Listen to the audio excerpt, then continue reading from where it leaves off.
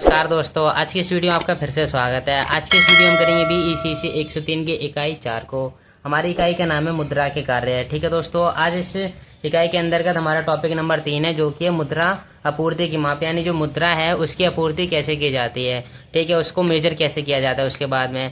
तो इसकी परिभाषा देख लेते हैं कि मुद्रा के लेन देन के लिए प्रयुक्त की गई परिसंपत्तियों क्या स्टॉक होता है। ठीक है, जो मुद्रा की आपूर्ति होती है वो क्या होता है कि जो मुद्रा की लेन देन के लिए जो भी चीज़ प्रयुक्त की जाती है, यानी जो भी चीज़ लगाई जाती है, ठीक है, वही क्या है, परिसंपत्तियों का उसका स्टॉक होता है। इस प्रकार के स्टॉक को प्रचलन में वस्तु मुद्रा के रूप में सरल अर्थव्यवस्था में आसानी से मापा जा सकता है। तो इस तरह का जो भी स्टॉक होता है वो क्या वस्तु मुद्रा, जैसे कि कोई मार्केट है, मार्केट में क्या आपने किसी से वस्तु ली, उसके बाद में आपने जो भी मुद्रा पे की, या ठीक है, या आपसे किसी ने वस्तु ली, ठीक है, आपको उसने मुद्रा पे की। तो इस तरह की क्या ये सरल अर्थव्यवस्था है, जिसमें क्या हम इसको मेजर कर सकते हैं कि कितना वस्तु का आदान प्रदान हुआ, ठीक है, मौद्रिक लेन देन कितना हुआ। ठीक है दोस्तों, लेकिन जटिल अर्थव्यवस्था क्या होती है? जटिल अर्थव्यवस्था विभिन्न परिसंपत्तियों जैसे नगद चेक, खातों की जमाव इत्यादि को लेन देन के लिए प्रयोग किया जाता है। जो जटिल अर्थव्यवस्था होती है उसमें क्या नगद और चेक, खातों की जो भी जमाएं होती हैं उनके लेन देन का प्रयोग किया जाता है जटिल अर्थव्यवस्था में। ठीक है, ये बड़ी लेवल पर होता है। ठीक है दोस्तों, इसलिए विभिन्न परिसंपत्तियों को मुद्रा की आपूर्ति में सम्मिलित किया जाता है।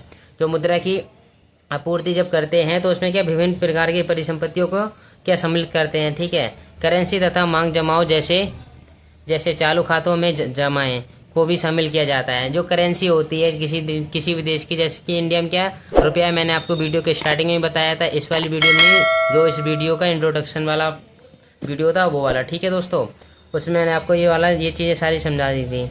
ठीक है, चालू खाते में जमाएं, जो देखिए दोस्तों, चालू खाता वो खाता होता है जो जिसको हम कहते हैं करंट अकाउंट।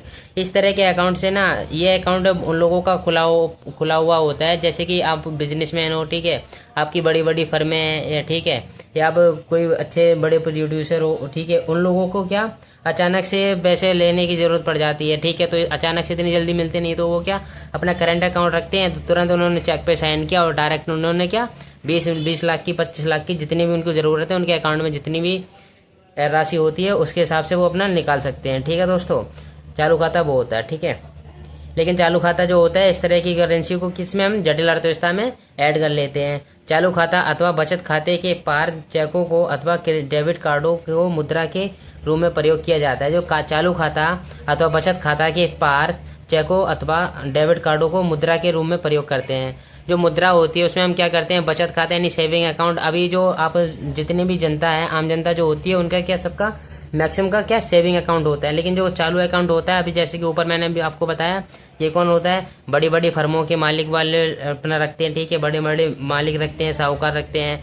ठीक है दोस्तों, और जो बचत खाता है ये आम जनता के लिए होता है। और जो चेक होते हैं, डेबिट कार्ड होते हैं, ठीक है, ये क्या करते हैं, मुद्रा का कार्य करते हैं। इन्हीं से क्या मुद्रा की मेजर करते हैं। ठीक है, मुद्रा आपूर्ति के विभिन्न माप होते हैं। ठीक है जब दोस्तों, जैसे कि आपने 12th क्लास में पढ़ाई होगा, M1, M2, M3 और M4। ठीक है दोस्तों, हम मुद्रा आपूर्ति के सबसे अधिक तरल माप M में प्रारंभ करते हैं। ठीक है, जो मुद्रा का सबसे तरल रूप होता है वो क्या होता है, M1 होता है। क्योंकि इस जो M1 की जो मुद्रा होती है इतनी तरल होती है, जैसे कि आपके पास, आप कहीं मार्केट गए, मार्केट से आपने मान लो किसी चीज़ को, मान लो कि आपने पेन बाय किया, ठीक है दोस्तों, उसके बाद में आपने क्या तुरंत अपने जेब से पैसे निकाले, तुरंत उसको सेलर को पकड़ा दिए, ये लीजिए इसके पेन के पैसे। तो इस तरह की जो भी मुद्रा होती है उसको हम क्या तरल मुद्रा कहते हैं। इस तरह की जो भी मुद्रा होती है वो किस में आती है, M1 के अंतर्गत आती है, जो M1। ठीक है दोस्तों, मैंने अभी आपको ऊपर बताया कि M1 में भुगतान करने के लिए प्रत्यक्ष, तुरंत अथवा प्रतिबंध रहित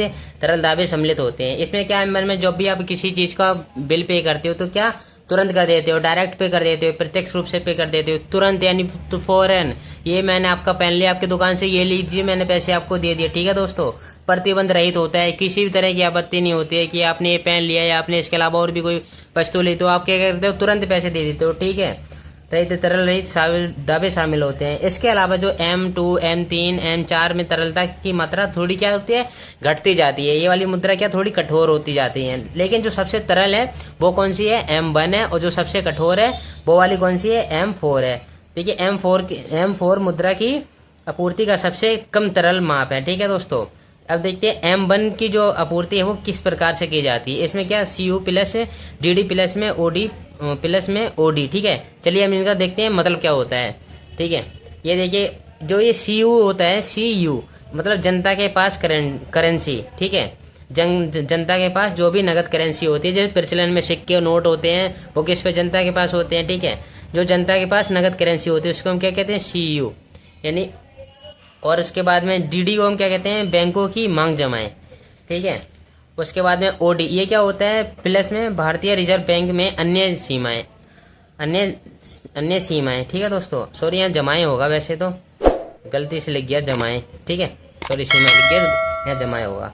अब आगे देखते हैं कि मांग जमाएं बेजमाएं हैं। अब देखते हैं मांग जमाएं क्या होती है। मांग जमाएं बेजमाएं होती हैं जिन्हें खाता धारक कभी भी निकाल सकता है, जैसे कि चालू खाता की जमाएं। जो मैंने अभी आपको ऊपर बताया है कि जो चालू खाता होता है वो किस प्रकार का खाता होता है। इस प्रकार की जो भी जमाएं होती हैं वो जो भी खाता धारक होता है, ठीक है। मान लो कोई राहुल नाम का लड़का है, उसके पास क्या है, उसका अकाउंट है खाता धारक, उसका अकाउंट है चालू खाता। उसे अभी पैसे की जरूरत है, मान लो कि 5 लाख रुपए की जरूरत है। वो क्या करेगा, फौरन एक चेक भरेगा, चैन पे साइन करेगा, उसके बाद में दे देगा बैंक में। जो भी उसकी जमाएं तुरंत उसको दे देंगे। लेकिन जो बचत जमाएं होती हैं, जो आम पब्लिक होती है, उसमें क्या ये लोग फंस जाते हैं, ठीक है। जो ये मांग जमाएं होती हैं, चालू खाता, ये प्रतिबंध रहित होती हैं। इस पर किसी भी तरह का कोई प्रेशर नहीं होता है कि तुम इतनी बार में इतनी राशि क्यों निकाल ले हो बैंक से, ठीक है। लेकिन बचत जमाओं को मांग जमाओं में शामिल नहीं किया जाता है। जो बचत जमाएं होती हैं, जो सेविंग जमाएं हैं, ठीक है, जो भी सेविंग जमाएं हैं, इनको क्या मांग जमाओं में हम शामिल नहीं करते हैं, क्योंकि बेनिकासी प्रतिबंधों के अंतर्गत होती हैं। क्योंकि हम इसलिए शामिल नहीं करते क्योंकि जो ये बचत जमाएं होती हैं, इनमें क्या एक तरह की प्रतिबंध होती है, सरकार की एक नज़र होती है, बैंकों की एक नज़र होती है।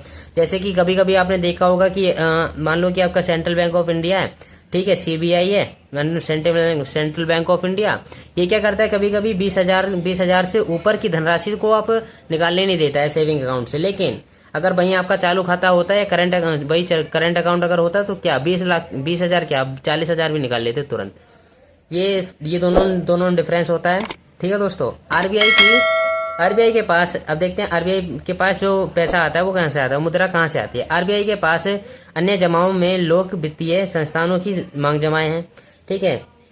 जो भी वित्तीय संस्थान है, बैंक हो गए, ठीक है, सरकारी बैंक, प्राइवेट बैंक, इन सब की क्या मांग जमाएं किसमें होती है, आरबीआई में, रिजर्व बैंक ऑफ इंडिया, ठीक है। विदेशी केंद्रीय बैंकों की मांग जमाएं, जो विदेशी केंद्रीय बैंक है, जैसे कि अभी हमारे इंडिया का बैंक कौन सा है, केंद्रीय बैंक कौन सा है, सबको पता है, रिजर्व बैंक ऑफ इंडिया। उस तरह से दूसरे देशों में भी जो भी केंद्रीय बैंक होती है, उन सब की क्या जमाएं होती हैं एक दूसरे के देशों में जो भी केंद्रीय बैंक होती है वहां पर। जैसे कि इंडिया की केंद्रीय बैंक है, ठीक है, इसमें क्या इंग्लैंड वालों के पैसे रखे होंगे। लेकिन और जो उसके बाद में जो इंडिया की जो केंद्रीय बैंक है, इसके कुछ मुद्रा वहां पर रखी होगी दूसरे देशों में, ठीक है दोस्तों, इस तरह से। और देखते हैं आगे क्या है, विदेशी केंद्रीय बैंकों की मांग जमाएं तथा IMF यानी इंटरनेशनल मॉनेटरी फंड, विश्व बैंक यानी वर्ल्ड बैंक इत्यादि जैसे वित्तीय संस्थानों की मांग जमाओं को क्या शामिल किया जाता है, ठीक है दोस्तों। आरबीआई की जो भी मतलब होती है, उसमें जो भी जमाएं होती हैं उन सबको इसमें करके शामिल किया जाता है, तब उसके बाद में बनती है आरबीआई की मांग जमाएं टोटल।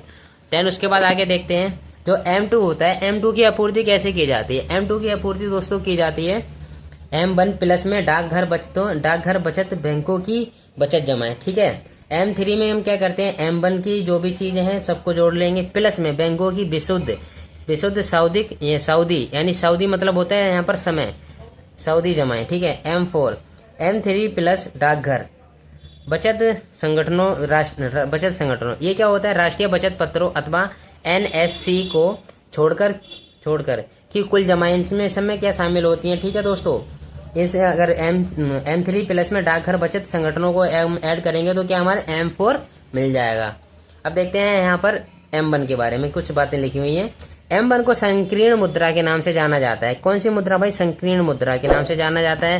ये बहुत ज्यादा क्या तरल मुद्रा होती है। डाकघरों के पास चेक की सुविधा नहीं होने के कारण डाकघरों की बचत जमाएं मुद्रा के विनिमय के माध्यम का कार्य नहीं करती। क्या डाकघरों के पास क्या चेक की तो सुविधा होती नहीं है, जिस वजह से वो क्या विनिमय के माध्यम का कार्य नहीं करती हैं, इसलिए वे M1 में शामिल नहीं हैं, क्यों नहीं है? क्योंकि ये तरल रूप से नहीं कर पाती ना काम। लेकिन जो M1 क्या बहुत ज्यादा तरल होता है, करंट अकाउंट आ जाता है उसमें, ठीक है। इस तरह सावधिक जमाओं को भी M1 में शामिल नहीं किया जाता है, जो सावधिक जमाएं होती हैं, ठीक है। अब देखते हैं कि M3 में समय जमाएं शामिल होती हैं, ठीक है। इसलिए इसे M3 यानी विस्तृत मुद्रा के नाम से भी क्या जाना जाता है। समष्टिगत नीति निर्माण के लिए RBI मुद्रा पूर्ति के M3 माप को ध्यान में रखता है। ब्याज वाली बैंक खाता जमाएं जिनको परिपक्वता तिथि से पूर्व नहीं निकाला जा सकता, उन्हें क्या हम कहते हैं? सावधिक जमाएं कहते हैं, ठीक है। जैसे कि इसमें क्या एक फिक्स डे होते हैं, फिक्स महीने होते हैं, फिक्स ईयर होती है कि इससे पूर्व आप नहीं निकाल सकते हैं, ठीक है। मुद्रा का